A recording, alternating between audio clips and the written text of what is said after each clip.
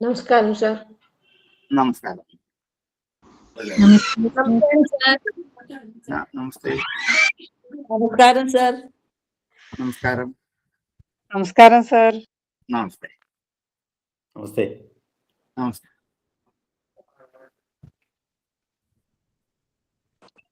നമസ്തേ sir. നമസ്തേ. നമസ്തേ sir. നമസ്തേ. നമസ്തേ sir. നമസ്തേ.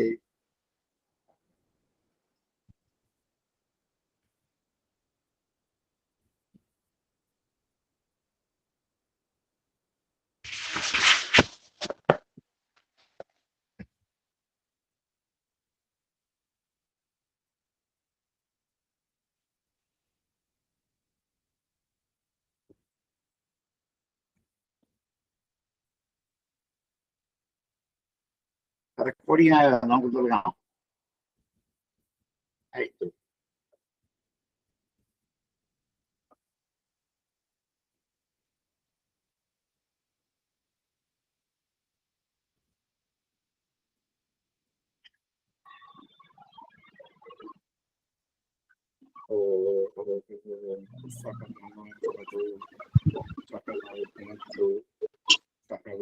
കരവാഹൈ തേജസ്സുനാമധീരമസ്തു മാ വിദ്വിഷാവഹൈ.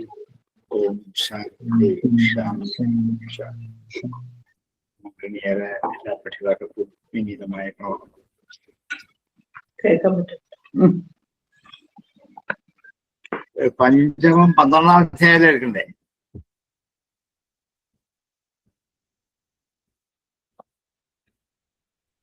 അതെ sir. പഞ്ചമസ്കന്ധം അധ്യായം 12. രഘുഗണ ഉവാച നമോ നമ കാരണവിഗ്രഹായ സ്വരൂപതുക്ഷീകൃതവിഗ്രഹായ നമോവധൂതിബന്ധുലിംഗ നിഗൂഢനിത്യാനുഭവായ തുഭ്യം. നമോ നമ. ഞാനിത് നമസ്കരിക്കുന്നു. കാരണവിഗ്രഹായ, കാരണമാകുന്ന ശരീരത്തോടു കൂടിയവനാണ്. ഈ പ്രപഞ്ചത്തിനൊക്കെ കാരണമുണ്ട്, അത് അദൃഷ്ടമാണ്. ഈ അദൃഷ്ടമായ കാരണമെന്ന ശരീരത്തോടു കൂടിയവനാണ് സൂര്യൻ ഉദിക്കാനും അസ്തമിക്കാനും ഭൂമി സ്വയം കറങ്ങാനും ഈ ചെടികളൊക്കെ താനെ കിളിർത്തു വരാനും അതിൽ പൂവുണ്ടാവാനും ഇലയുണ്ടാവാനും കായുണ്ടാകാനും ഒക്കെ ഒരു കാരണമുണ്ട്. നമ്മളാരുമല്ല, ഉറപ്പാണ്. ഇങ്ങനെ പ്രപഞ്ചത്തിലെ സമസ്ത പദാർത്ഥങ്ങളിലെയും ചലനത്തിന് കാരണസ്വരൂപനായ ആ ഒരു ശക്തി ശരീരം സ്വീകരിച്ചാൽ എങ്ങനെ ഇരിക്കും? അതാണ് ഇപ്പൊ എന്റെ മുമ്പിൽ നിൽക്കുന്നത് അങ്ങ് എന്ന് എനിക്ക് തോന്നുന്നു. ദീർഘമായ ഈ വേദാന്ത പ്രഭാഷണം കൊണ്ട് രഘുഗണന് ഈ നിൽക്കുന്ന ആള് ഒരു വെറും മന്ദബുദ്ധിയോ അല്ലെങ്കിൽ പൊട്ടനോ അല്ല എന്ന് നന്നായി മനസ്സിലായത് മാത്രമല്ല, മനുഷ്യനും ഋഷിക്കും അപ്പുറത്ത് ബ്രഹ്മസ്വരൂപനാണ് എന്ന് മനസ്സിലായി. നമോ നമ കാരണവിഗ്രഹായ സ്വരൂപതുച്ഛീകൃത വിഗ്രഹായ. സ്വന്തം രൂപം കൊണ്ട് ഈശ്വരന്റെ സ്വരൂപം പ്രപഞ്ചം മുഴുവൻ നിറഞ്ഞു നിൽക്കുന്ന വലിയ സ്വരൂപമാണ്. അതിനെ തുച്ഛീകരിച്ചു, അതൊന്ന് ചെറുതാക്കി കാണിച്ച ഒരു ശരീരമാണ് ഇപ്പൊ എന്റെ മുന്നിൽ. നീളം കുറഞ്ഞ ഒരു ഉണ്ട മനുഷ്യൻ. പ്രപഞ്ചത്തിന് കാരണസ്വരൂപനായ ഈശ്വരഭക്ത തുച്ഛീകൃതമായ ശരീരം സ്വീകരിച്ചാൽ എങ്ങനെ ഇരിക്കും? അതാണ് എന്റെ മുമ്പിൽ നിൽക്കുന്നത്. നമോ അവധൂത, ഒരു അവധൂത വേഷത്തിലാണ് എന്റെ മുമ്പിൽ നിൽക്കുന്നത്. ദ്വിജബന്ധുലിംഗം. അന്ന് ബ്രാഹ്മണ ലക്ഷണത്തോട് കൂടിയവനാണ്. അത് പക്ഷെ പുറമെ അത് പ്രകാശിപ്പിക്കാതെ ദ്വിജ ബന്ധു ലിംഗ, ദ്വിജൻ എന്നുള്ള ആ ബന്ധുത എന്ന അടയാളത്തെ നിഗൂഢ നിത്യാനുഭവായ ഉള്ളിൽ ഒളിപ്പിച്ചു വെച്ചുകൊണ്ട് കൃത്യമായി പുറമെ അത് പ്രകാശിപ്പിക്കാതെ നിത്യാനുഭവത്തോടു കൂടിയവനായ തുഭ്യം അങ്ങയ്ക്ക് നമസ്കാരം. അങ്ങ് അവധൂത വേഷത്തിലൊക്കെ നിൽക്കുകയാണ്. വാസ്തവത്തിൽ ബ്രാഹ്മണ വേഷം ധരിച്ചുകൊണ്ട് നിൽക്കുന്നത്. അതിൽ അങ്ങയുടെ യഥാർത്ഥ സ്വരൂപത്തെ അന്തർലീനമാക്കി വെച്ചിരിക്കുക. അങ്ങനെയുള്ള അങ്ങയ്ക്ക് നമസ്കാരം. നമോ നമക്കാരണ വിഗ്രഹായാം സ്വരൂപതുക്ഷീകൃത വിഗ്രഹായാം നമോവധൂതദ്വിജബന്ധുരംഗ നിഗൂഢ നിത്യാനുഭവായ തുഭ്യം. നമോ നമക്കാരണ വിഗ്രഹായാം സ്വരൂപതുക്ഷീകൃത വിഗ്രഹായാം നമോവധൂതദ്വിജബന്ധുലിംഗ നിഗൂഢ നിത്യാനുഭവായ തുഭ്യം. ജ്വരാമയാപ്തപ്യേഥാഗതം നിദാഖദഗ്ധഫ്യേഥാ ഹിമാംഭ ഉദേഹമാനാഹി വിദൃഷ്ടദൃഷ്ടേഃ ബ്രഹ്മൻ വചസ്തേ അമൃതമൗഷധം മേ. ജ്വര ആമയ ആത്മഫ്യം. പനി എന്ന ആമയം കൊണ്ട്, രോഗം കൊണ്ട് ആർത്തനായി പനി പിടിച്ച് ദുഃഖിച്ചു കിടക്കുന്നവർക്ക് യഥാ അഗത എപ്രകാരമാണോ മരുന്ന്, അതുപോലെയാണ് എനിക്കിപ്പോ അങ്ങയുടെ വാക്ക്. പനി പിടിച്ച് ടെമ്പറേച്ചർ കൂടി എണീക്കാൻ വരാതിരിക്കുന്ന ഒരാൾക്ക് പെട്ടെന്ന് ഔഷധം കിട്ടിയാൽ എന്ത് ആശ്വാസമാണോ അതുപോലെയാണ് എനിക്കിപ്പോൾ അങ്ങയുടെ വാക്കെന്ന ഈ മരുന്ന്. ജ്വരാമയഥാഗതം സൻ നിദാഖദഗ്ധഫ്യേഥാ ഹിമാംഭ. നിദാഖദഗ്ധഫ്യ ഉഷ്ണം കൊണ്ട്, നിദാഖം വെച്ചാൽ വേനൽക്കാലം. വേനൽക്കാലത്ത് ചൂടുകൊണ്ട് ദഹിച്ചിരിക്കുന്നവന് എപ്രകാരമാണോ ഹിമാംഭ ശീതജലം, തണുപ്പുള്ള വെള്ളം.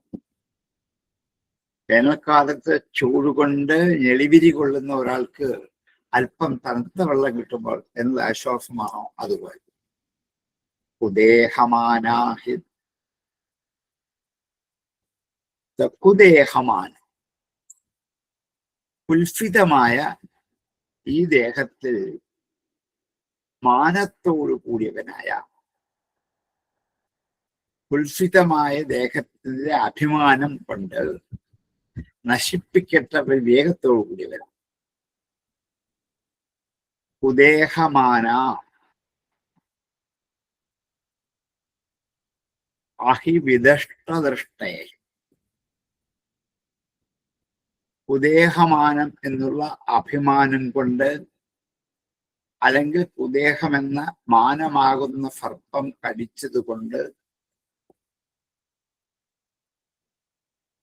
അദൃഷ്ടദൃഷ്ടേ വിദൃഷ്ടദൃഷ്ടേ യഥാർത്ഥമായ ദൃഷ്ടി നഷ്ടപ്പെട്ടവനായി തീർന്നിരിക്കുന്നതിന്റെ എന്താ യഥാർത്ഥമായ ദൃഷ്ടി? വിവേകം.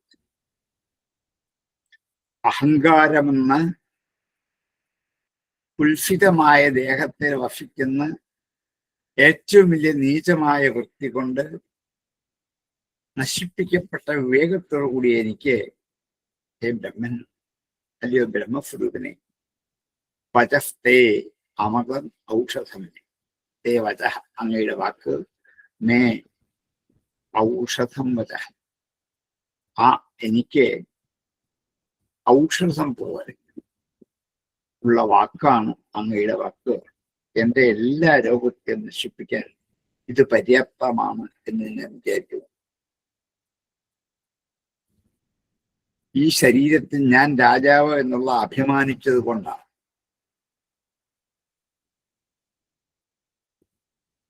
ഞാൻ എന്നുള്ള നികൃഷ്ടമായ അഭിമാനം,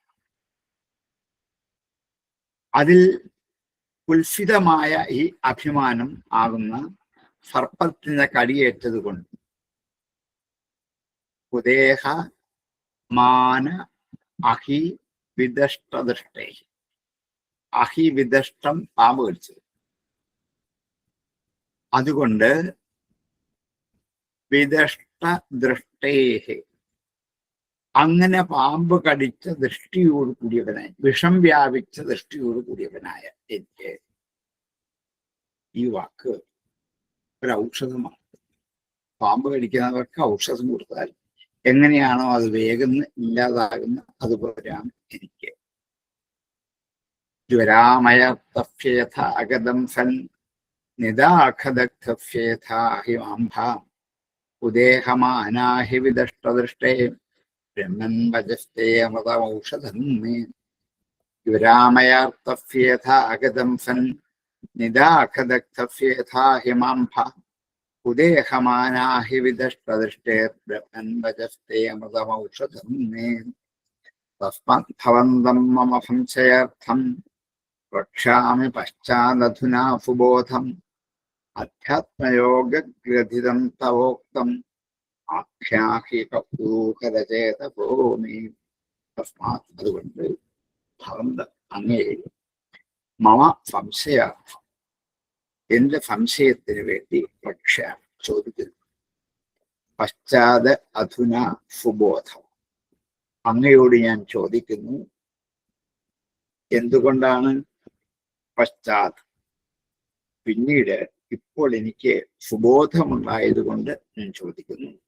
അധ്യാത്മയോഗഗ്രഥിതം തവോക്തം അധ്യാത്മയോഗം കൊണ്ട് നിബന്ധിക്കപ്പെട്ടതായ അങ്ങയുടെ ഈ വാക്കുകൾ വചനത്തെ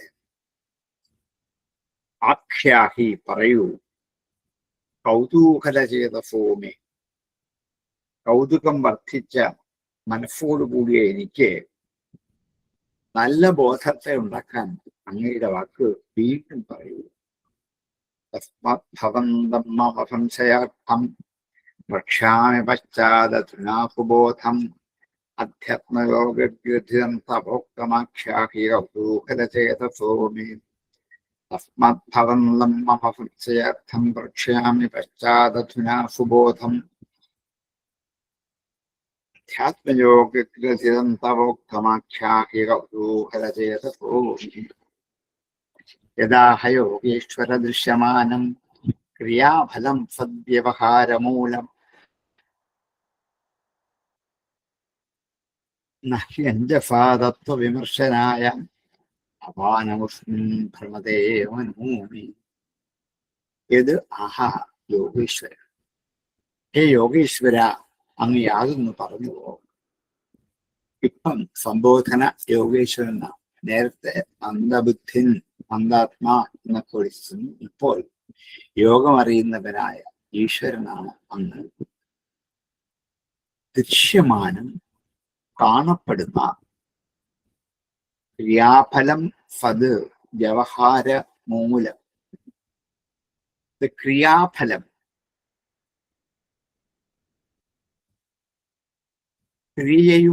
ക്രിയകളും അവയുടെ ഫലവും സത്തായ വ്യവഹാരത്തിന് കാരണമായിട്ട് കാണപ്പെടും. ക്രിയാഫലം സദ്വ്യവഹാരമൂലം ദൃശ്യമാനം. അങ്ങനെ അഞ്ജസ പെട്ടെന്ന് കാണപ്പെടുന്നത് നഹി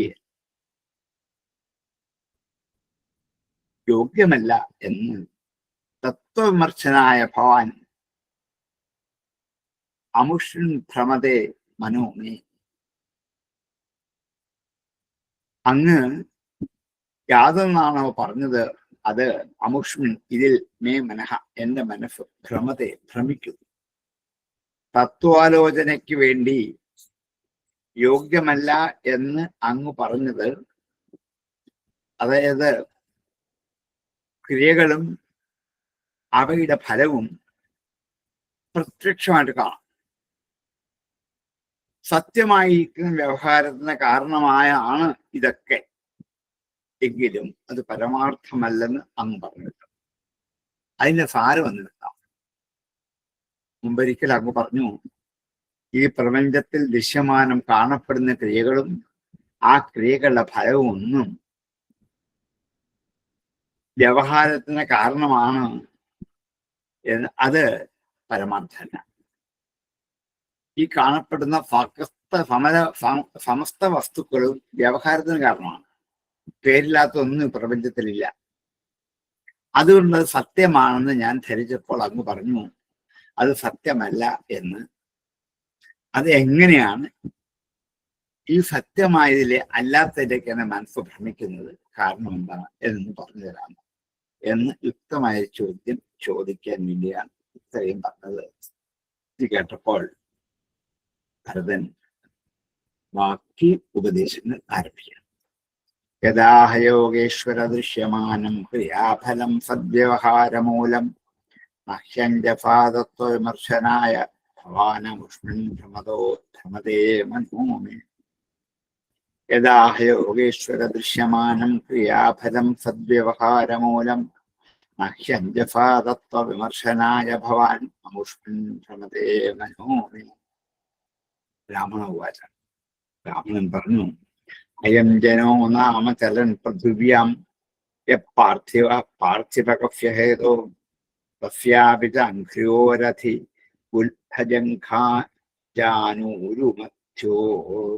മധ്യോരശിരോധരംസാഹ. അയം ജന, ഈ ഉള്ളവൻ, നാമചലൻ പൃഥ്വിയാം, പൃഥ്വിയാം ചലൻ, ഈ പൃഥ്വിയിൽ ചലിക്കുന്നവനായിട്ട് അയം ജനനാമ, ഈ ജനം എന്ന് പ്രസിദ്ധമാണ്. ഈ ജനം വെച്ചാൽ ഈ കാണപ്പെടുന്ന സമസ്ത ചരങ്ങൾ, എല്ലാ മനുഷ്യരും എല്ലാ ജനങ്ങളും സഞ്ചരിക്കുന്നു എന്നുള്ളത് സത്യം. അയം ജന നാമ എന്നുള്ളത് പേര് സത്യമാണെന്നത്. പൃഥ്വിയാം ചലൻ എങ്ങനെയാണ്? പാർത്ഥിവകഫ്യ ഹേതോ, രണ്ട് പാർത്ഥിവ. ഒന്ന് പാർത്ഥിവ രാജാവേ എന്ന് സംബോധനം, രണ്ടാമത്തേത് പൃഥ്വിയുടെ വികാരം എന്നത്. പാർത്ഥിവ, പൃഥ്വി എന്ന് വെച്ചാൽ ഭൂമി, ഭൂമിയുടെ വികാരമാണ്, മാറ്റമാണ് പദാർത്ഥങ്ങളൊക്കെ. പാർത്ഥിവ യഹ പാർത്ഥിവ, യാതൊരു പദാർത്ഥങ്ങൾ, യാതൊരു വസ്തുക്കൾ പൃഥ്വിയുടെ വികാരങ്ങളാണോ, മാറ്റങ്ങളാണോ, ചേഞ്ചുകളാണോ, കഫ്യഹേതോ, എന്ത് കാരണത്താലാണോ ആ മാറ്റങ്ങളാകുന്നത്, തസ്യാപി, അതിൻ്റെയും ച അംഘ്രിയോഹു അധി, അംഘ്രികളുടെ മുകളിൽ, അംഘ്രി പാദം, അംഘ്രിയോഹു അധി, പാദങ്ങളുടെ മുകളിൽ, അംഘ്രിയോരധി, പാദങ്ങളുടെ മുകളിലായിട്ട്, ഗുൽഭ എന്ന് വെച്ചാൽ നെര്യാണികൾ, രണ്ട് കാലിൻ്റെയും ഉപ്പുറ്റയുടെ മുകളിലായിട്ട് രണ്ട് ഉരുണ്ട രണ്ട് ഉരുളകൾ കാണാം. അതിനെയാണ് നെര്യാണികൾ എന്ന് വിളിക്കുന്നത്, ഗുൽഭ. അതിൻ്റെ മുകളിൽ ജംഘം, കണങ്കാൽ, അതിൻ്റെ മുകളിൽ ജംഘ, ജാനു, മുട്ടുകൾ, ജംഘ, ജാനു, അതിൻ്റെ മുകളിൽ ഊരു, തുടകൾ. ഒരു മനുഷ്യന്റെ അവയവങ്ങളെ കുറിച്ച് പറയുക. ഏറ്റവും താഴെ പാദങ്ങൾ, അതിൻ്റെ മുകളിലായിട്ട് ഗുൽഭങ്ങൾ, നെര്യാണികൾ, അതിൻ്റെ മുകളിൽ ജംഘ, അതിൻ്റെ മുകളിൽ ജംഘ എന്ന് വെച്ചാൽ കണങ്കാൽ, അതിൻ്റെ മുകളിൽ ജാനു, മുട്ട്, അതിന് മുകളിൽ ഊരു, തുടകൾ. അംഘ്രിയോരഥി ഗുൽഭ ജംഘ ജാനു ഊരു മധ്യ ഉര, മധ്യഭാഗം, ഇടുപ്പ് അല്ലെങ്കിൽ അരക്കെട്ട്, അതിൻ്റെ മുകളിൽ മധ്യോ ഉര, ഉരസ്, മാറിടം, അതിൻ്റെ മുകളിൽ ശിരോധരം, കഴുത്ത്, അതിൻ്റെ മുകളിൽ അംസം, തോൾ. ഇത്രയും വാക്കേണ്ടത് ഉൾപ്പെടുക. ഗുൽഭ ജംഘ ജാനു ഊരു മധ്യ ഉര ശിരോധര അംസാഹ. ഗുൽഭങ്ങൾ, ജംഘങ്ങൾ, ജാനുക്കൾ, ഊരുക്കൾ, മധ്യഭാഗം, ഉരഫ്, ശിരോധരം, അംസം. അപ്പൊ ഇതെല്ലാം, ഈ അവയവങ്ങളെല്ലാം പൃഥ്വിയുടെ ഒരു വികാരമാണ്, മാറ്റങ്ങളാണ്.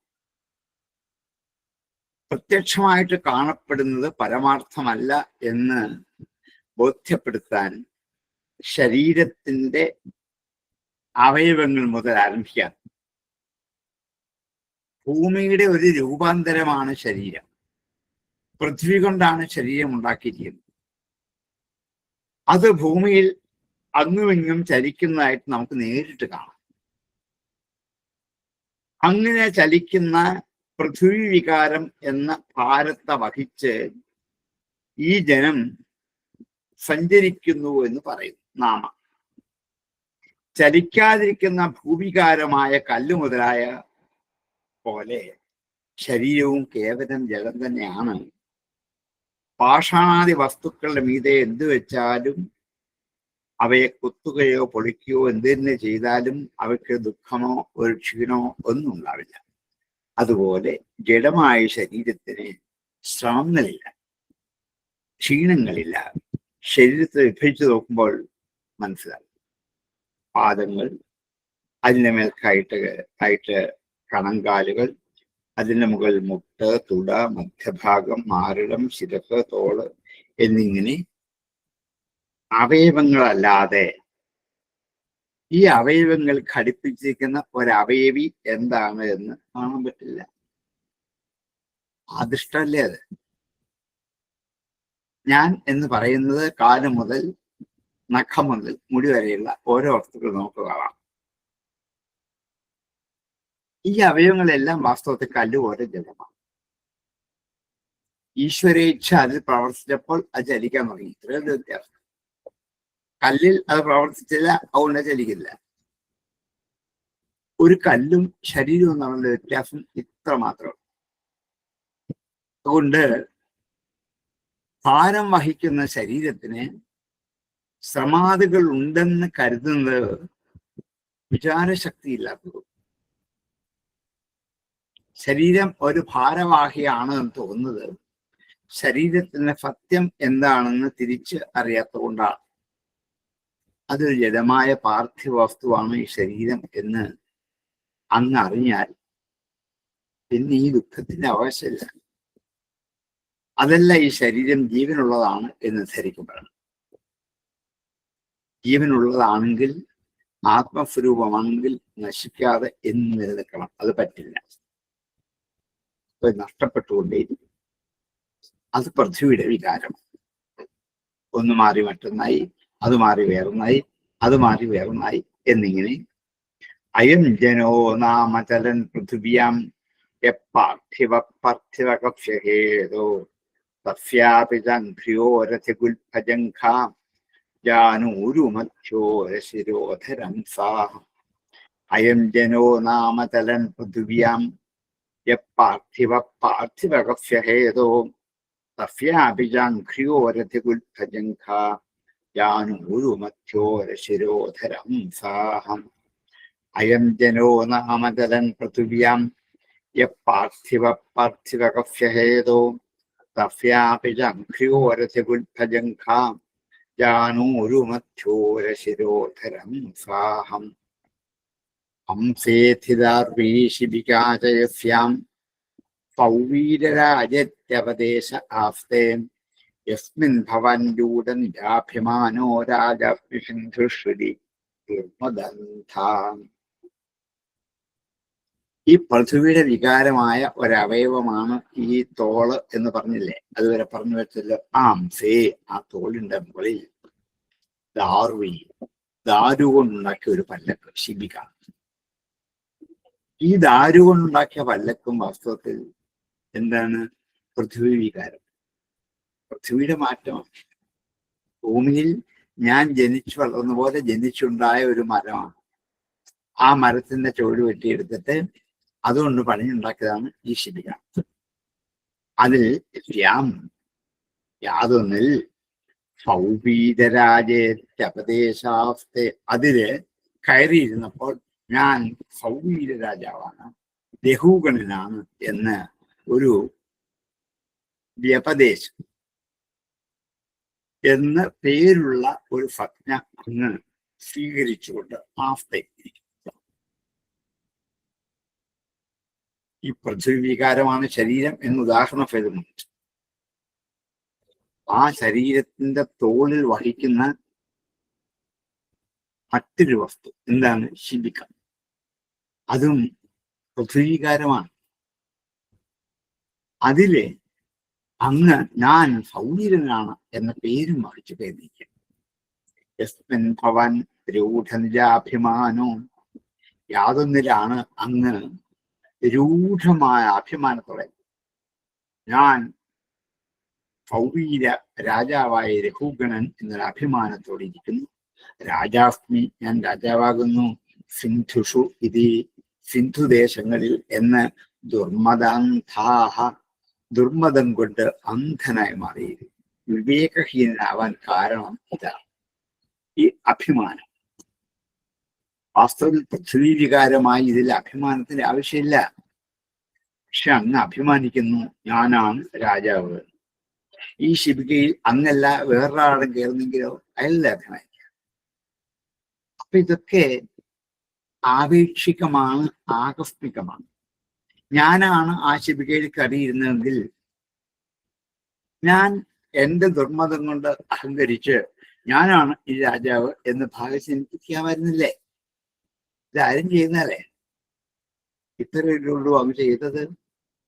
ഇതിൽ വാസ്തവത്തിൽ വിവേകമില്ലാത്തത് കൊണ്ടല്ലേ ഈ പല്ലക്കിൽ ആർക്കാ കയറിയിരിക്കാൻ മേലാത്ത? പല്ലക്ക് കയറിയിരുന്നപ്പോൾ ഞാൻ രാജാവാണെന്നൊരു അഭിമാനം, അഹങ്കാരം അങ്ങേക്ക് വർദ്ധിച്ചു. അതൊന്ന് തിരിച്ചറിയണം. അംഫേഥിതാർവീഷിബികാജയസ്യാം പൗവീരരാജത്യവദേശ ആസ്തേൻ യസ്മിൻ ഭവാൻ രൂഢനിരാഭിമാനോ രാജാസ്മിന്ദുഷ്വിതി ദുർമദാന്ത. അംഫേഥിതാർവീഷിബികാജയസ്യാം പൗവീരരാജത്യവദേശ ആസ്തേൻ യസ്മിൻ ഭവാൻ രൂഢനിരാഭിമാനോ രാജാസ്മിന്ദുഷ്വിതി ദുർമദാന്ത. ശോച്യാനിമാം ത്വം അധികഷ്ടദീനൻ വിഷ്ട്യാനുഗൃണൻ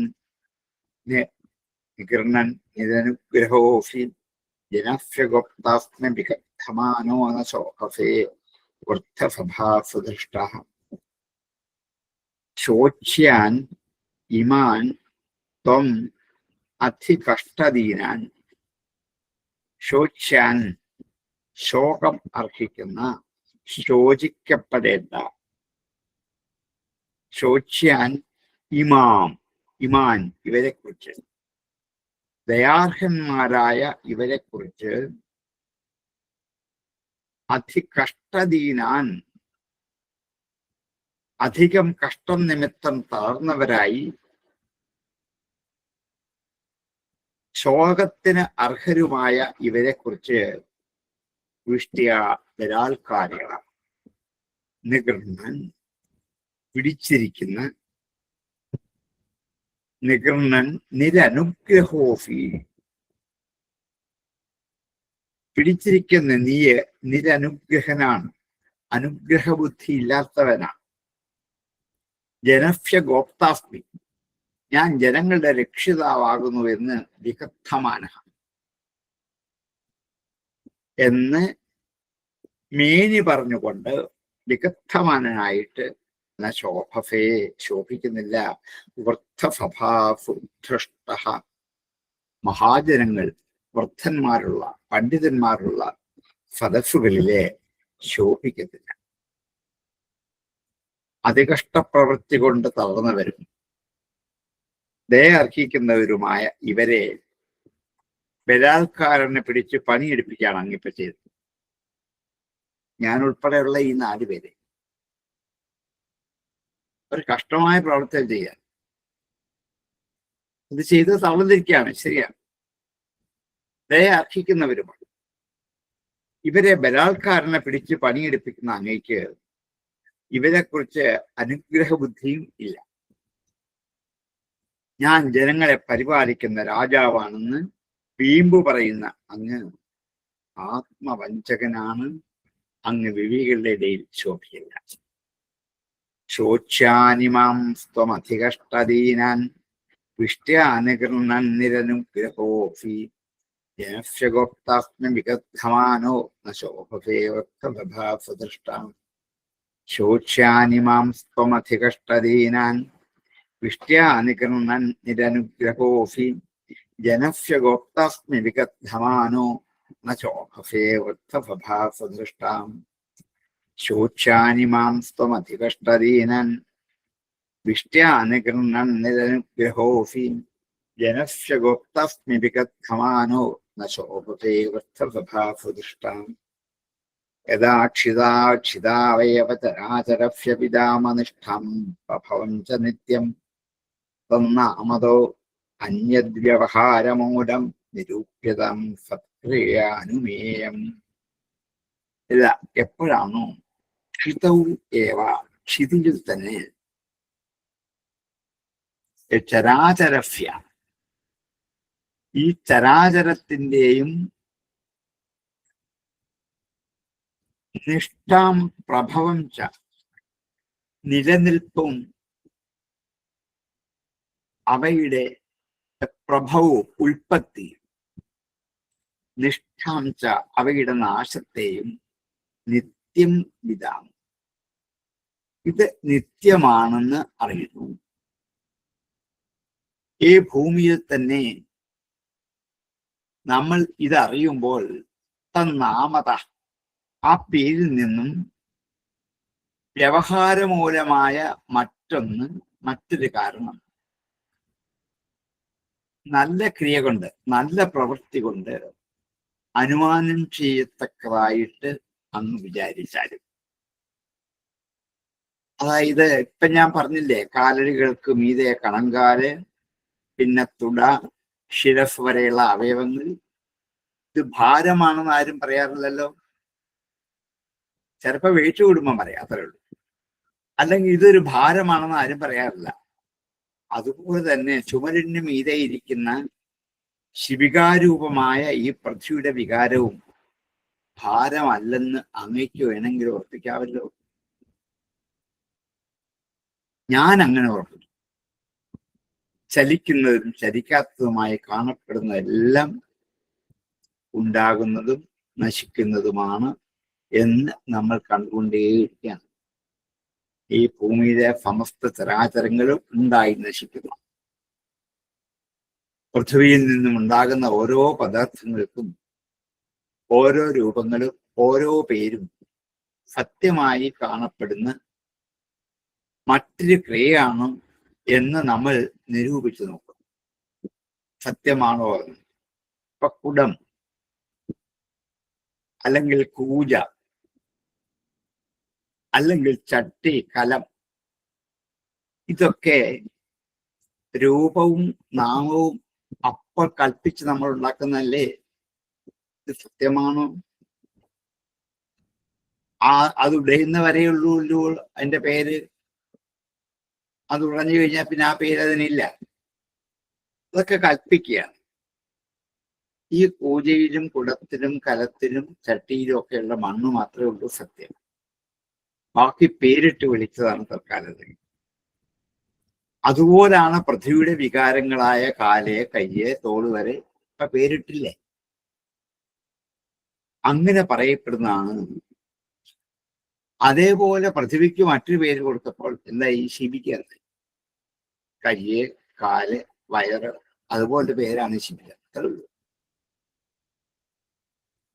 ഈ നാമരൂപങ്ങൾ ഈ തള്ളിക്കളഞ്ഞ ഇല്ലാതാക്കിയാൽ ലോക വ്യവഹാരത്തിൽ സത്യമായ ഒരു പദാർത്ഥം മാത്രമേ ഉള്ളൂ, മറ്റൊന്നുമില്ല എന്നുള്ളത്. അത് ഭാരം വഹിക്കുന്നു. ഭാരം വഹിക്കുന്ന ഈ വസ്തുക്കളാണെന്ന് വിചാരിക്കുമ്പോൾ അത് ഓർമ്മിച്ചുകൊണ്ട് ദുഃഖം ഉണ്ടാവാൻ. ഇതാണ് ഇപ്പോൾ അങ്ങ് ഒരു ഭാരവാഹിയായി ദുഃഖിക്കാൻ കാരണം. യഥാക്ഷിതാവയവചരാചരഫ്യവിതാമനിഷ്ഠം പ്രഭവം ച നിത്യം തന്നാമതോന്യദ്വ്യവഹാരമൂലം നിരൂപ്യതാം സത്ക്രിയാനുമേയം. യഥാക്ഷിതാവേവ ചരാചരവ്യപിതാമനിഷ്ഠം പ്രഭവന്തി നിത്യം തന്നാമതോന്യദ്വ്യവഹാരമൂലം നിരൂപ്യതാം അന്യേയം ഏവം നിരുക്തം ക്ഷിതിശബ്ദവൃത്തം അഫന്നിധാനാത് പരമാണവോ യേ അവിദ്യയാ മനസാ കൽപ്പിതാസ്തേ യേഷാം സമൂഹേന കൃതോ വിശേഷാം. ഏവം ഇങ്ങനെ നിരുക്തം വിശേഷമായി പറയപ്പെട്ടു നിരൂപണം ചെയ്തിരിക്കുന്നു. ക്ഷിതിശബ്ദവൃത്തം, ക്ഷിതി എന്നുള്ള ശബ്ദത്തെ ആശ്രയിച്ചിരിക്കുന്ന പ്രവൃത്തികളൊക്കെയും ഞാൻ ഇങ്ങനെ ഇപ്പോൾ നിരൂപണം ചെയ്തിരിക്കുന്നു. അസന്നിധാനാത് പരമാണവോയേ. അസത് നിധാനാത്, അസത്തിൽ ലയിക്കുന്നത് കൊണ്ട്. സന്നിധാനം എന്ന് പറയുന്ന അർത്ഥമല്ല ഇവിടെ. അസത്ത് നിധാനാത് അസന്നിധാനാത്. അസത്തുകളിൽ, ഇല്ലാത്തവകളിൽ, ഉണ്ടെന്ന് വിചാരിക്കുന്നവകളിൽ ലയിക്കുന്നത് കൊണ്ട് ഇപ്രകാരം നിരൂപിക്കപ്പെട്ടതാണ്. അവിദ്യ മനസാ യാതൊരു പരമാണുക്കളുണ്ടോ അത് അവിദ്യ കൊണ്ടുള്ള മനസ്സുകൊണ്ട് കൽപ്പിക്കപ്പെട്ടവയാണ്. യേഷാം സമൂഹേന ഇവയുടെ കൂട്ടത്താൽ വിശേഷകൃത, വിശേഷം ചെയ്യും. പരമാണുക്കൾ ഒന്നിച്ചു കൂടിയപ്പോൾ അതിൽ തന്മാത്രകൾ ഉണ്ടായി. തന്മാത്രകൾ ഒന്നിച്ചു കൂടിയപ്പോൾ പദാർത്ഥം. ഒരു പദാർത്ഥത്തെ നമുക്ക് തന്മാത്രയായിട്ട് വിഭജിച്ച് വേർപെടുത്തി പലതാക്കാം. ഒരു തടി തന്നെ, ഒരു മരം മുറിച്ച് അത് നമുക്ക് അറപ്പിച്ച് പണിഞ്ഞ് മേശയാക്കാം, കസേരയാക്കാം, കട്ടിലാക്കാം, അലമാരയാക്കാം. ഇങ്ങനെ ആക്കുമ്പോൾ അവയിലുള്ള തന്മാത്രകൾ വ്യത്യാസം. തന്മാത്രകളുടെ വ്യത്യസ്തതയാണ് പദാർത്ഥങ്ങളുടെ വിഭിന്ന രൂപങ്ങൾക്ക് കാരണം. തന്മാത്രകൾക്ക് വ്യത്യസ്ത ഉണ്ടാക്കാൻ കാരണം അണുക്കളാണ്. അണുക്കളുടെ ഭേദത്തിന് കാരണം പരമാണുവാണ്. ആ പരമാണുവായ വസ്തു, പരമമായ അണു സത്യമാണ്, നിശ്ചലമാണ്, അവികാരിയാണ്. അതുകൊണ്ട് പൃഥ്വിയുടെ വികാരമാണ് ചരാചരം എന്ന് പറഞ്ഞത് ആ ഒരു വസ്തു സത്യമാണല്ലോ എന്ന് വിചാരിക്കേണ്ട. കാരണം എന്താണ്? പൃഥ്വിയുടെ രൂപവും പേരും ഒക്കെ അതിന് കാരണങ്ങളായ പരമാണുക്കൾ ലയിക്കുന്നു. മേശയൊക്കെ അഴിച്ചു മാറ്റിയാൽ അപ്പ തന്നെ അവയുടെ ആകൃതി മാറുമ്പോൾ തന്മാത്രകളാണ്. തന്മാത്രകൾക്ക് ചേഞ്ച് ഉണ്ടായാൽ അണുക്കൾ മാറും. അത് പരമാണുവിലേക്ക് ലയിക്കും. അതുകൊണ്ടാണ് പൃഥ്വിയുടെ വികാരമാണ് എന്ന് ഞാൻ ഇതുവരെ സ്ഥാപിച്ചത് ഇരട്ടക്കാണ്.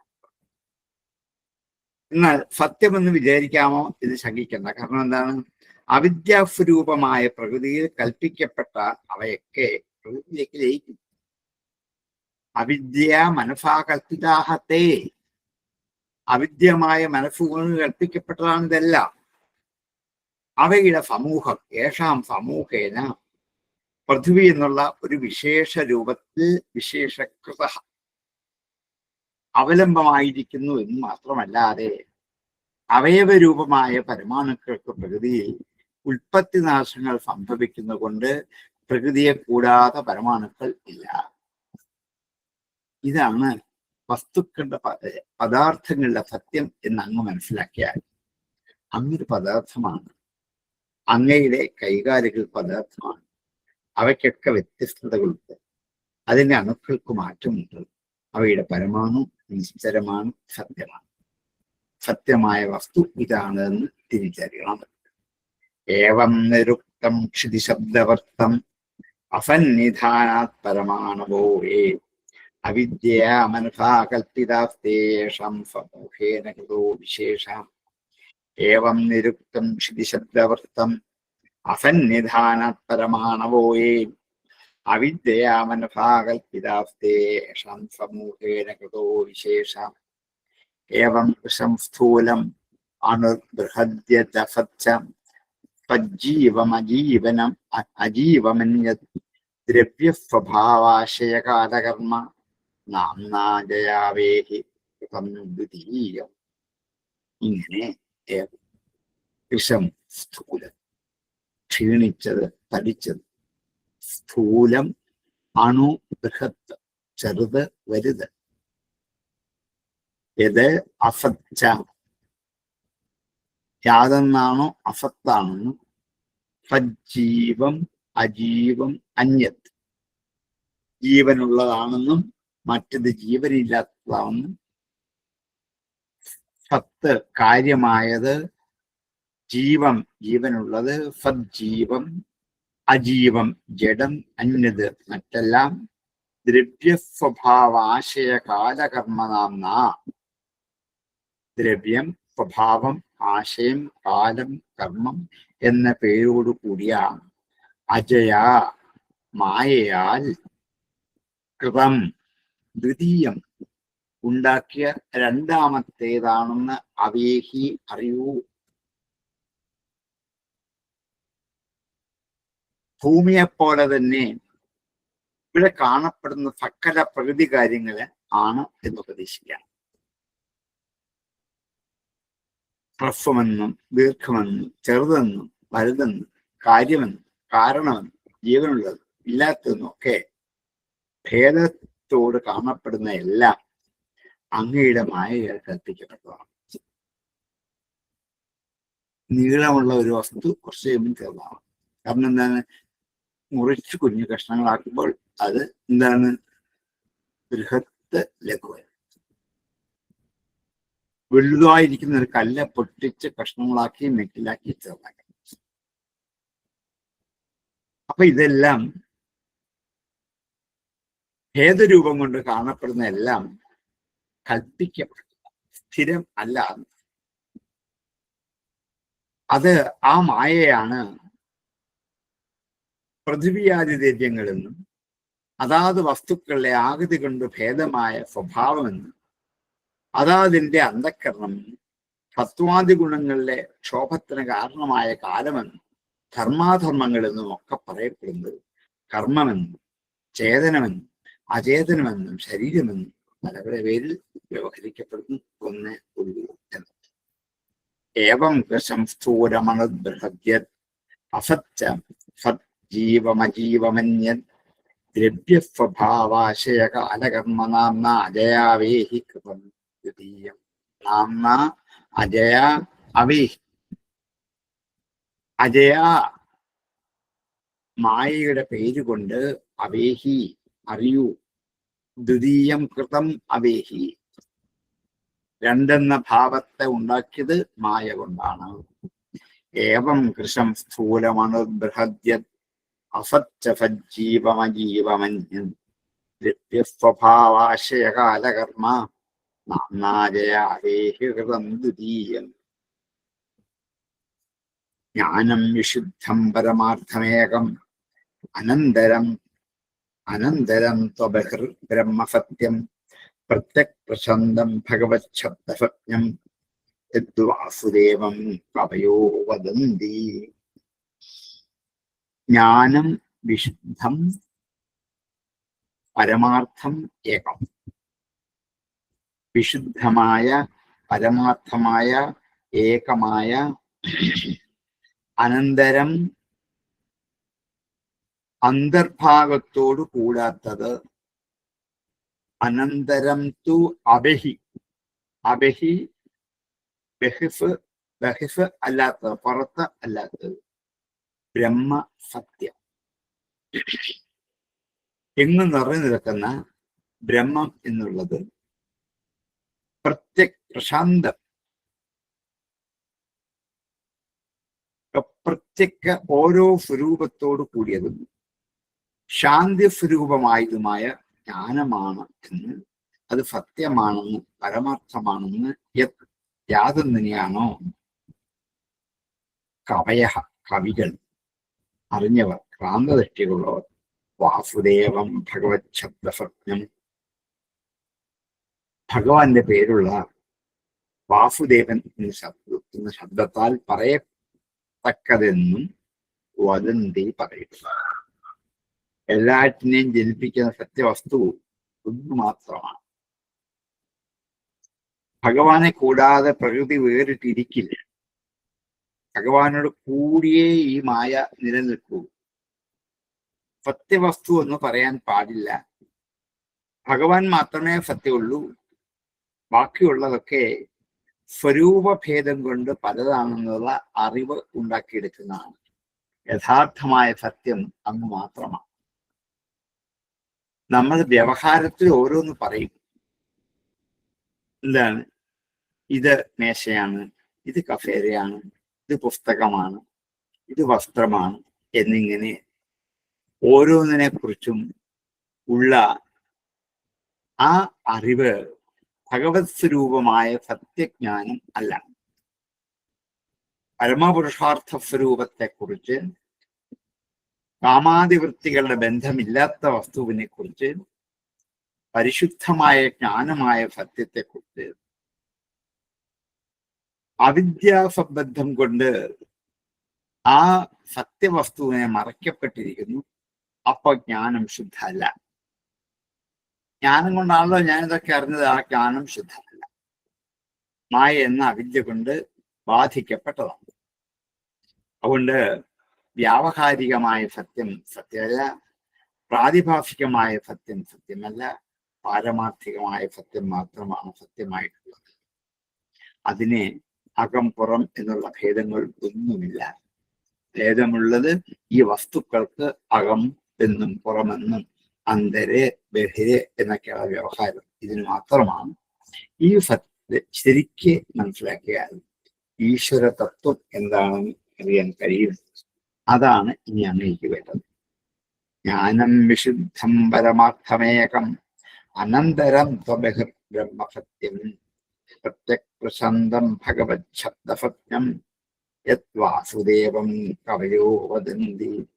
ജ്ഞാനം വിശുദ്ധം പരമാർത്ഥമേകം അനന്തരം ത്വബഹിർ ബ്രഹ്മസത്യം പ്രത്യക്പ്രശാന്തം ഭഗവത് ശബ്ദസത്യം യത് വാസുദേവം കവയോ വദന്തി.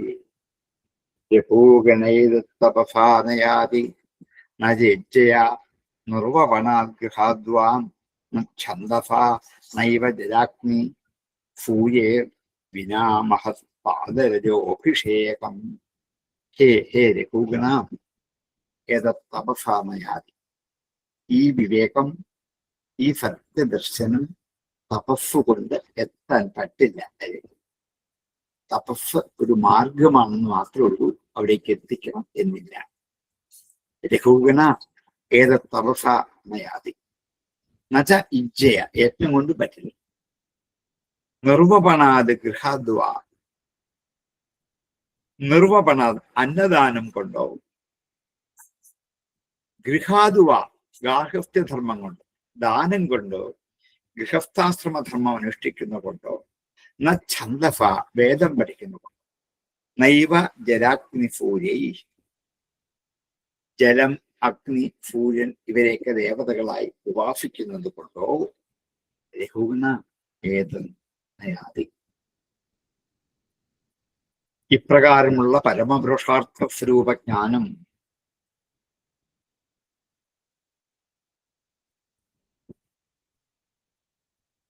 വിനാ മഹത്പാദരജോഭിഷേകം, മഹത്തുക്കളായ സജ്ജനങ്ങളുടെ പാദധൂളികൾ കൊണ്ട് അഭിഷേകം ചെയ്യാതെ ഇത് കിട്ടില്ല രഘുഗണ. വേദത്തിൽ പറഞ്ഞ കർമ്മങ്ങളൊക്കെ ചെയ്താലോ, അന്നദാനങ്ങൾ ചെയ്താലോ, ഗൃഹസ്ഥാശ്രമത്തിൽ ഇരുന്നു കൊണ്ട് എല്ലാ ധർമ്മങ്ങളും അനുഷ്ഠിച്ചാലോ, വേദം പഠിച്ചാലോ, അഗ്നിയെയും സൂര്യനെയും ഒക്കെ ഉപാസിച്ച് പൂജിച്ചാലോ ഈ കർമ്മം കൊണ്ട് ചിത്തശുദ്ധി ലഭിക്കില്ല. അതാണ് ഇതൊക്കെ വഴിയാണ് എന്ന് പറഞ്ഞു. ആ വഴി കൂടി കുറെ ദൂരം ചെല്ലുമ്പോൾ മാലിന്യം ഏതെങ്കിലും തരത്തിൽ അകപ്പെടാം. അപ്പൊ ചിത്തശുദ്ധി. എന്നാൽ സജ്ജനങ്ങളുടെ ഭഗവത് ഭക്തന്മാരായ മഹാത്മാക്കളുടെ പാദസേവ ചെയ്താൽ പരമശുദ്ധമാണ്.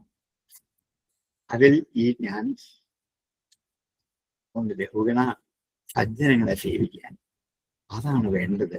ബാക്കി ഒന്നുകൊണ്ടും എളുപ്പം നീ ലക്ഷ്യത്തിലേക്ക് എത്തില്ല. എത്താം വള്ളപ്പതൊക്കെയാണ്. ചിത്തശുദ്ധിക്ക് കാരണം ഭക്തി മാത്രമാണ്. അതുണ്ടാകണമെങ്കിൽ സത്സംഗം. ഇതാണ് ഭാഗവതം ഈ ലഘുഗണയിൽ കൂടി നമ്മെ ബോധ്യപ്പെടുത്താൻ ഉദ്ദേശിച്ചത്. ലഘൂഗണൈതപസാനയാതി നേച്ഛയാ നിർവപണാദ്ഗൃഹാദ്വാ ഛന്ദസാനൈവ ജലാഗ്നിസൂയേ വിനാ മഹത്പാദരജോഭിഷേകം. ലഘൂഗണൈതപസാനയാതി നേച്ഛയാ നിർവപണാദ്ഗൃഹാദ്വാ ഛന്ദസാനൈവ ജലാഗ്നിസൂയേ വിനാ മഹത്പാദരജോഭിഷേകം. യത്തോത്തമശ്ലോക ഗുണാനുവാദ പ്രസ്തൂയതേ ഗ്രാമ്യകഥാവിഘാത നിഷേവ്യമാണോ അനുദിനം മുമുക്ഷോർമതിം ഫതിം യച്ഛതി വസുദേവ. എത്ര ഉത്തമശ്ലോക ഗുണാനുവാദ, എവിടെയാണോ ഉത്തമശ്ലോകനായ ഭഗവാന്റെ ഗുണങ്ങളെ അനുവദിച്ചുകൊണ്ട് അതിനെ സ്വീകരിച്ചുകൊണ്ട് പ്രസ്തൂയതയെ സ്തുതിക്കുന്നു. ഗ്രാമ്യകഥാവിഘാത, നാട്ടുമ്പുറത്തെ ചില്ലറ കഥകളൊക്കെ പറയുന്നതിന് അർത്ഥമുണ്ടാക്കുന്നതാണ് ഉത്തമ ശ്ലോകന്റെ ഗുണങ്ങൾ കൊണ്ടുള്ള പ്രസ്താവന.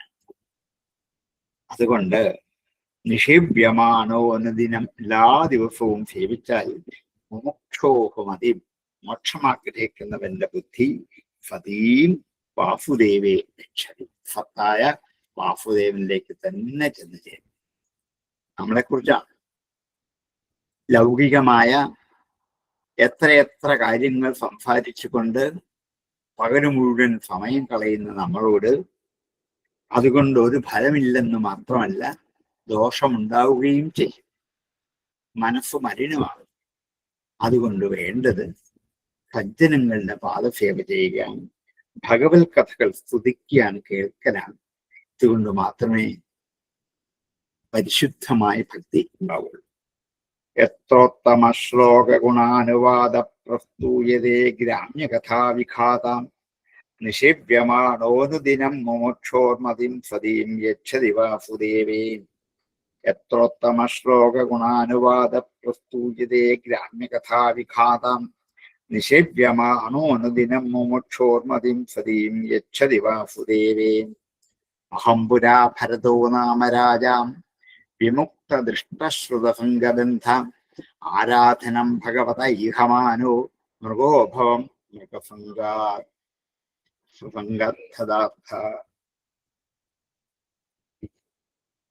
ഇനിയും ഈ പറഞ്ഞ തത്വത്തിൽ ഞാൻ എന്റെ കഥന് ഉദാഹരണം പറയാം. ഞാൻ പുരാ പണ്ട് ഭരതു നാമ രാജ, ഞാൻ ഭരതൻ രാജാവായി.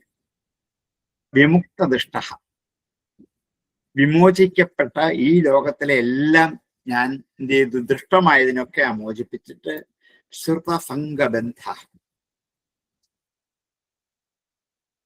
ഈ ലോകത്തിലും പരലോകത്തിലും ബന്ധമുണ്ടാക്കുന്നതിനൊക്കെ ഞാൻ ഉപേക്ഷിച്ചു. ആരാധനം ഭഗവത ഇഹമാനു, ഭഗവാനെ തന്നെ ആരാധിച്ചുകൊണ്ട് മൃഗോഭവം മൃഗസംഗാർത്ഥ. ഇത്രയൊക്കെ ആയിട്ട് ഞാൻ കേവലമായ ഒരു മൃഗത്തിലുള്ള സംഘം കൊണ്ട് പദാർത്ഥനായി, ലക്ഷ്യം മുഴുവൻ നഷ്ടപ്പെട്ടവനായി ഞാൻ. നോക്കൂ, ഏതു വലിയ ഭക്തൻ, ഏതു വലിയ ഇഹലോക സുഖങ്ങളും പരലോക സുഖങ്ങളും ഉപേക്ഷിച്ച് കഴിയുന്ന ഒരാൾക്കു പോലും പ്രാരബ്ധ കർമ്മ ഫലമായി ഏതെങ്കിലും ഒരു വസ്തുവിൽ അറിയാതെ ഒരു മോഹം ഉണ്ടായില്ല. അങ്ങനെ എനിക്കുണ്ടായതാ. അങ്ങനെ ഞാൻ ആരായി തീർന്നു? മാനായി. നോക്കൂ എന്റെ കഥ. അഹം പുരാ ഭരതോ നാമ രാജാ വിമുക്തദൃഷ്ടശ്രുതസംഗബന്ധ ആരാധനം ഭഗവതൈഹമാനോ മൃഗോഭവം മൃഗസംഗാദ്ഹദാർത്ഥ. മാം സ്മൃത് മൃഗദേഹേ വിവീര കൃഷ്ണാർച്ചന പ്രഭവ നോ ജഹാതി അധോ അഹം ജനഭംഗാദഭംഗോ വിശങ്കമാനോ അവിവൃതശ്ചരാമി. ആ ഞാൻ സ്മൃതി മൃഗദേഹേതി, മൃഗദേഹത്തിലും ആ സ്മരണം മാനായിരിക്കുമ്പോഴും ഞാൻ കൃഷ്ണനെ കുറിച്ച് ഈശ്വരനെ കുറിച്ച് തന്നെ സ്മരിച്ചുകൊണ്ടാണ് ജീവിച്ചത്. ഹേ വീര, കൃഷ്ണാർച്ചന പ്രഭവോ ന ജഹാതി, കൃഷ്ണാർച്ചനയ്ക്കുള്ള എന്റെ ശക്തിയെ ഞാൻ ഉപേക്ഷിച്ചില്ല. അധോ, അതുകൊണ്ട് അഹം ജനഭംഗാദഭംഗോ, ജനഭംഗത്തിൽ നിന്നും അഭംഗനായിട്ട് വിശങ്കമാന, ആരെയും ശങ്കിച്ചുകൊണ്ട് അവിവൃത, അസ്പഷ്ടനായിട്ട് അവിവൃതനായിട്ട് ചരാൻ. കഴിഞ്ഞ ജന്മങ്ങളിലെ അനുഭവം കൊണ്ടാണ്. അതുകൊണ്ട് ഇനി അങ്ങനെയൊന്നും ഉണ്ടാകരുത്. അതുകൊണ്ട് ഞാൻ എന്നെ ആർക്കും തിരിച്ചറിയാനാവാത്ത മട്ടിൽ അവിവൃതനായിട്ട് ഒന്നിനോടും ഭംഗമില്ലാത്തവനായിട്ട് ഇതാ ഞാൻ സഞ്ചരിച്ചു. എന്നെ നോക്കി പിടിച്ചു. മാം സ്മൃത മൃഗദേഹേ വീര കൃഷ്ണാക്ഷന പ്രഭവോ നോ ജഹാരി അധോ അഹം ജനഭംഗാദഭംഗോ വിശങ്കമാനോ വിവൃതശ്ചരാമി. മാം സ്മൃത മൃഗദേഹേ വീര കൃഷ്ണാർച്ചന പ്രഭവോ ന ജഹാരി അധോ അഹം ജനഭംഗാദഭംഗോ വിശങ്കമാനോ വിവൃതശ്ചരാമി. തസ്മന്നരോ സംഗ സുസംഗജാത ജ്ഞാനാഭിനേഹൈവ വിവൃക്രമോഹ ഹരിം തദീശാകഥനശ്രുതിഭ്യാം ലബ്ധസ്മൃതിയാത്യതിവാരമത്വനാം. തസ്മാത് മനുഷ്യൻ നരൻ അസംഗ സുസംഗ ജാതജ്ഞാനാഭിന, അസംഗന്മാരോട് ചേർച്ചയില്ലാത്തവരോട്, സുസംഗം ശരിയായ ചേർച്ചയാൽ ഉണ്ടായ അറിവാകുന്ന വാളുകൊണ്ട്, അസംഗ സുസംഗ ജാതജ്ഞാനാഭിന, അസംഗന്മാരോടുള്ള സുസംഗം നല്ല ചേർച്ച കൊണ്ടുണ്ടായ ജാതമായ ജ്ഞാന അഭിന, അറിവാകുന്ന വാളുകൊണ്ട് ഇഹൈവ, ഇവിടെ തന്നെ വിവൃക്ണ മോഹ, മോഹത്തെ ഛേദിച്ച്, വിവൃക്ണം ഛേദിക്കുക, വിവൃക്ണ മോഹ, മോഹത്തെ ഛേദിച്ച് കളയണം.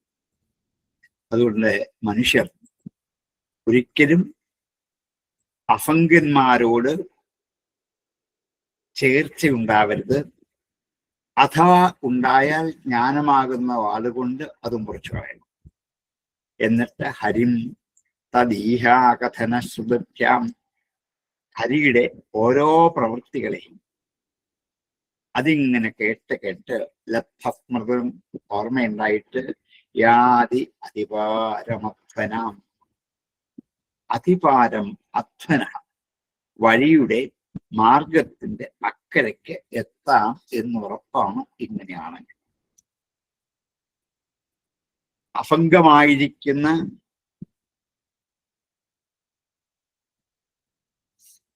ആ ദുഷ്ടതകളെ ജ്ഞാനമാകുന്ന വാളുകൊണ്ട് ഛേദിച്ച് കളഞ്ഞാൽ, ആ സ്മൃതിയോടുകൂടി ആയുഷ്കാലം മുഴുവൻ കഴിച്ചാൽ, ദേഹം വിട്ടുപോകുമ്പോൾ സംസാരസമുദ്രത്തിന്റെ മറുകരയിലെത്തി ഹരിയിലേക്ക് ലയിക്കാൻ പറ്റും.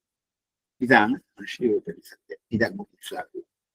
തസ്മം നരോ സംഗ സുസംഗജാതജ്ഞാനാഭിനേഹൈവ പ്രവക്ഷ്ണമോഹ ഹരിം തദീശാകഥന ശ്രുതിഭ്യാം ലബ്ധസ്മൃതിയാത്യതിപാരമത്വനാം.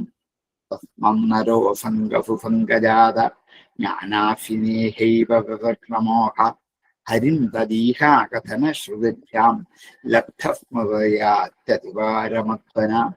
തസ്മന്നരോ സംഗ സുസംഗജാത ജ്ഞാനാഭിനേഹൈവ വിവൃക്ണമോഹ ഹരിം തദീശാകഥന ശ്രുതിഭ്യാം ലബ്ധസ്മൃതിയാത്യതിപാരമത്വനാം. ഇങ്ങനെ ആവരധ്യായം ഇവിടെ ഉപസംഹരിച്ചു. അടുത്ത അധ്യായത്തിൽ ഇദ്ദേഹത്തിന്റെ ഉപദേശം തുടരുകയാണ്. സംസാര ജീവിതത്തെക്കുറിച്ചുള്ള വർണ്ണനയാണ്. രണ്ടധ്യായം കൊണ്ട് ആ ഉപദേശങ്ങൾ പരിസമാനിക്ക് ഈ വിഷയങ്ങളെ ഉപസംഹരിക്കും. ബാക്കി ദിവസത്തേക്കാവാം കഴിഞ്ഞിരിക്കുന്നു. ആർക്കെങ്കിലും സംശയം ഉണ്ടെങ്കിൽ ചോദിക്കാം. അതിന്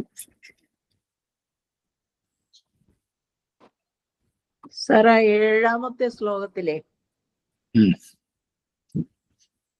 വിഷ്ട്യ എന്ന് പറഞ്ഞ എന്താണ് സാർ? വിഷ്ടി ആ. ബലാത്കാരങ്ങളുടെ ശക്തികൾ.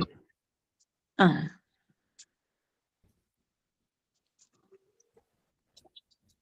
സാറേ വ്യവഹാരികം എന്ന് പറഞ്ഞാൽ എന്താ അർത്ഥം? ഏതാ? വ്യവഹാരികം. വ്യാവഹാരികം. വ്യാവഹാരികം. ഈ ലോകത്തിലുള്ളത്. പരമാർത്ഥികം. മറുലോകത്തിലുള്ള പരലോകത്തിലുള്ള.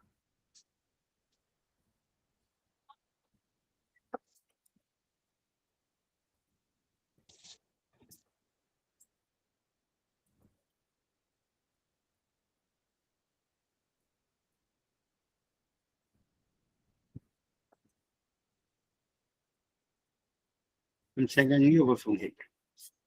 ഓം പൂർണ്ണമദ പൂർണ്ണമിദം പൂർണ്ണാത് പൂർണ്ണമുദച്യതേ പൂർണ്ണസ്യ പൂർണ്ണമാദായ പൂർണ്ണമേവാവശിഷ്യതേ. ഓം ശാന്തി ശാന്തി ശാന്തി. നമസ്തേ.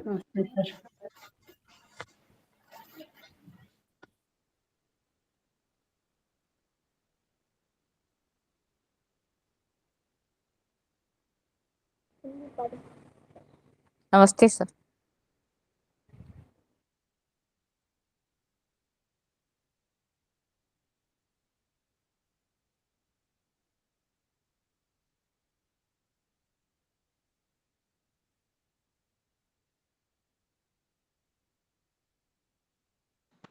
നമസ്തേ സാർ.